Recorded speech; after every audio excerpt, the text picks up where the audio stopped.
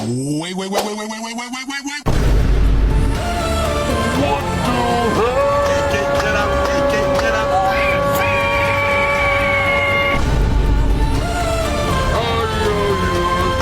Get up, tu tiempo. Estoy a mi perfil.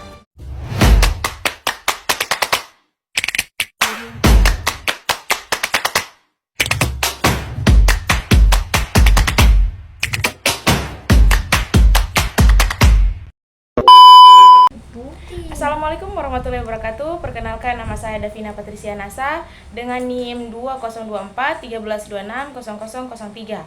Saya dari Prodi S1 Administrasi Kesehatan Stikes Kamus Aronika. Di sini saya akan menjelaskan tentang tugas analisis kasus dinamika kependudukan di balik pemindahan ibu kota negara. Baiklah, di sini saya akan membahas 5 pertanyaan dari tugas analisis kasus tersebut. Baik, di sini saya akan membahas pertanyaan pertama, yaitu penyebab kematian bayi di Kalimantan Timur 15-16 kematian per 1000 kelahiran hidup. Faktor utama penyebabnya itu yang pertama, akses terhadap layanan kesehatan yang terbatas. Tidak semua wilayah, terutama di daerah pedalaman, memiliki fasilitas kesehatan yang memadai. Terus yang kedua, kurangnya tenaga medis yang terlatih. Kekurangan dokter spesialis anak dan bidan di daerah terpencil menghambat penanganan kasus kritis pada bayi. Terus yang ketiga, gizi buruk. Banyak bayi lahir dengan berat badan rendah akibat kurangnya akses gizi yang baik selama kehamilan. Terus yang keempat, penyakit infeksi. Infeksi seperti diare, pneumonia, dan spesialis neonatal masih menjadi penyebab utama kematian bayi. Terus yang terakhir, kurangnya pendidikan kesehatan. Banyak keluarga yang kurang memahami pentingnya perawatan kehamilan dan imunisasi untuk bayi. Baik, pertanyaan yang kedua yaitu faktor penyebab penurunan tren mortalitas di Kalimantan Timur. Yang pertama, peningkatan pendidikan perempuan.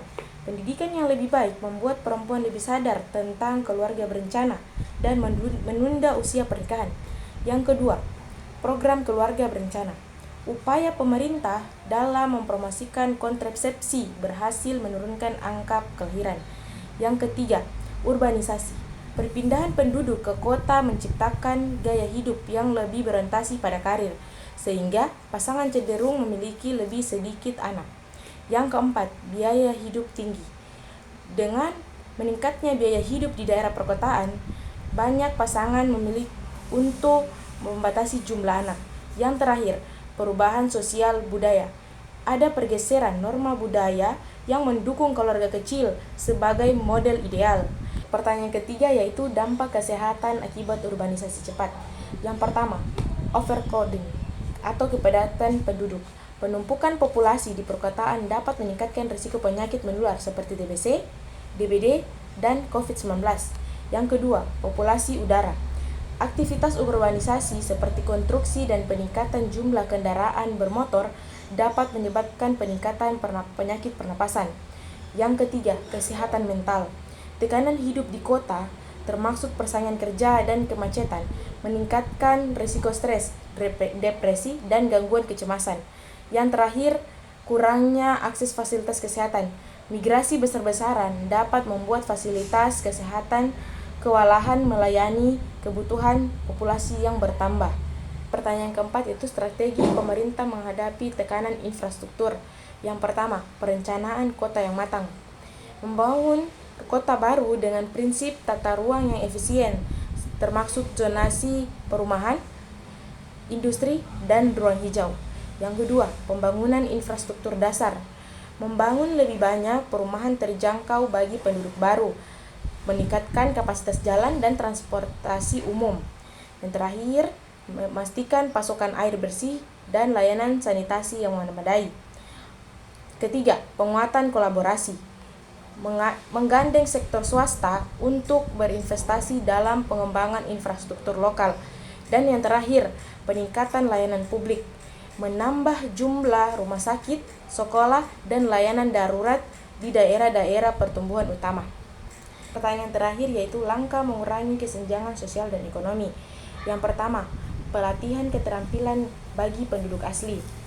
Memberikan pelatihan untuk meningkatkan keterampilan mereka agar bisa bersaing di pasar kerja modern. Yang kedua, program afirmasi.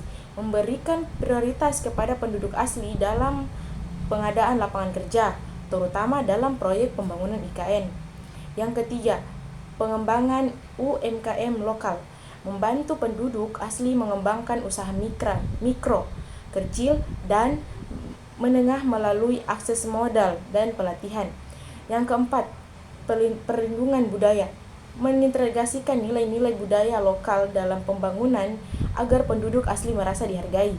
Dan yang terakhir, pembangunan inklusif, mengutamakan pendekatan pembangunan yang melibatkan semua lapisan masyarakat, termasuk penduduk asli dan migran, untuk memastikan distribusi manfaat yang adil.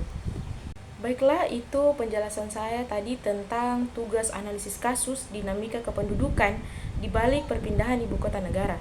Sekian dari saya. Wassalamualaikum warahmatullahi wabarakatuh. Bye-bye.